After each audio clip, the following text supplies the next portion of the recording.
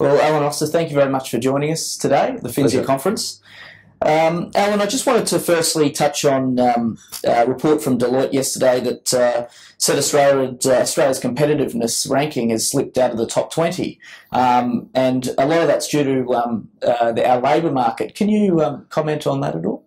Well, basically, I think the main problem is actually currency, because what you're doing is you're comparing how competitive are you compared to other places. There's an element of when you have big increases in minerals, and particularly mining, that sort of puts an upward direction on it. But I think fundamentally it's the currency, and you've got a high currency.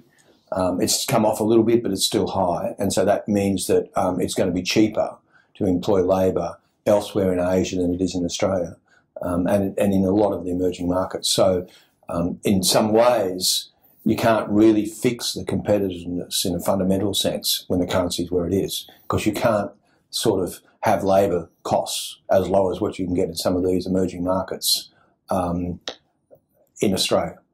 So where can we find that, advantage? You know, can we find it lower energy costs or? Well, I think the advantage will be that as unemployment goes up, the wage costs will start coming down. Okay. I think ultimately, though, that what you need is essentially more innovation. If we, particularly in areas like manufacturing, etc., if we're going to try and just compete on scale and doing something that everybody else can do, we're never going to win. And so I think what you've got to do is try and do smarter things, increase productivity. And I think Australia is well positioned in areas such as the services sector, which is we're doing very well. And also there are opportunities in things like medical research, etc. Touching on the currency, yep. Where do you see, obviously, the currency's been moving around that, low 90 cents in the dollar. Where do you see? Well, if you look at the models that we run, you'd say the currency's worth mid-90s. Mm. I think a lot of the problem has been in the last, a lot of the reason why the currency's come down is this idea of tapering, and that, more money is going to go back to the US because they're going to be printing less money to basically buy their bonds. And so therefore you need to, if you're in the US, you can bring the money home and it still gets you a better return. So you can go move out of the exotics. Chinese data's been a bit weaker. I think a lot of hedge funds are short Aussie. And so if you sort of like, my sort of view would be, given the weak state of the Australian economy, and China is okay but not great, we would expect somewhere a touch below 90 by the end of this year and maybe 80 next year, at the end of next year. So we see commodity prices coming off. So we would expect to see the currency continue to trend down. But I think what's happened at present, it's sort of gone down faster than it probably should have based on positioning in the market. And you see unemployment rising in Australia? Yeah, the problem in Australia is you've now got domestic demand. If you look at the last 6 months and annualise it, or even the last 12 months, basically domestic demand's around 0 to 1%. And looking forward, you see the mining investment phase coming down, which means domestic demand's going to stay there. GDP is fine because you've got a lot of exports. But if domestic demand, which is generating most of the jobs, is growing at 1%, then unemployment goes up. So we've got unemployment a touch above 6 by the end of this year, 6.5 to 6 3/4 at the end of next year. Okay. And we touched on, before the interview, just about the housing prices, and we've seen in Sydney a clearance rate of 87%, I think, for the last month or so. Melbourne, similar number, I think, in the 80s. Do you see that there's a bubble developing in housing with the demand, and is it pushing prices unsustainably high? The short answer to that's no. In terms of what we're seeing house prices start to move up, essentially because the ability to borrow has essentially been reduced, or was increased because interest rates have been reduced. I think it's a bit rich to say that 7% increase over a 12-month period is a bubble.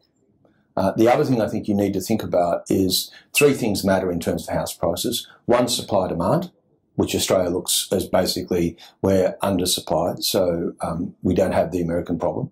2, we have low interest rates, so that's the ability. 3, which is the important one, unemployment.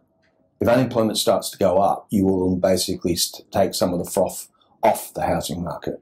I think the other thing to think about in Sydney is for the last 4 or 5 years, house prices have been pretty flat in a time when essentially incomes have gone up. So if you look about the ability of someone to finance a mortgage Sydney and New South Wales is actually relatively in a better position than just about every other state.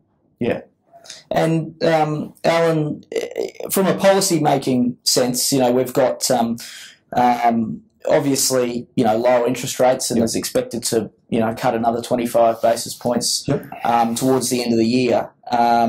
This demand in housing, but still retail sales are really struggling. And consumer is still scared. Yeah. The savings rates in Australia are around the same level as they were when Lehman Brothers fell over.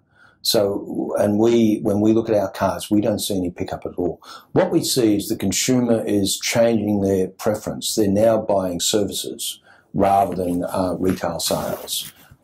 So, if you like, people will pay for their education, people will pay for health, people will pay for utilities, or they'll pay to go overseas if they need to, but they won't go out and buy 3 TVs. And so that's the problem. And you're also seeing in the retail space, if you've got large margins in that discretionary space, essentially the internet will kill them. So there is this issue out there, but I think fundamentally consumer is essentially de-gearing still, and they're being careful where they spend their money. Yeah, and Alan, turning to, I guess, the international scene, I saw a headline that had Osborne wins the debate on austerity, referring to George Osborne, the Chancellor of the Exchequer in the UK. And I guess we're seeing, from financial markets recovering somewhat, the Bank of England, the ECB and the Fed all, I guess, possibly raising interest rates over the next couple of years. That's going to be a long way away. I think the Fed in the short term is basically moving pretty soon to essentially start the tapering exercise. So they want to basically get that finished by the time unemployment gets to 7%. It's currently 7.3, so they want to get it finished by next year. I think essentially you're not looking at increases in rates in the US until 2016. And if you're looking at in the UK, for example, I think the Bank of England is really quite concerned about the fact that you've got an increase in long bonds global, but that means in the UK you're starting to increase the cost of borrowing at a time when the UK economy is finally starting to grow a bit. So they're very concerned. So you might actually get more quantitative easing out of the UK. And the ECB, my sort of bottom line there, is that economy globally is now stopped falling, but it's fallen for 6 quarters in a row. And unemployment rates on average 12. So I think Europe is a long way from increasing rates. Yeah.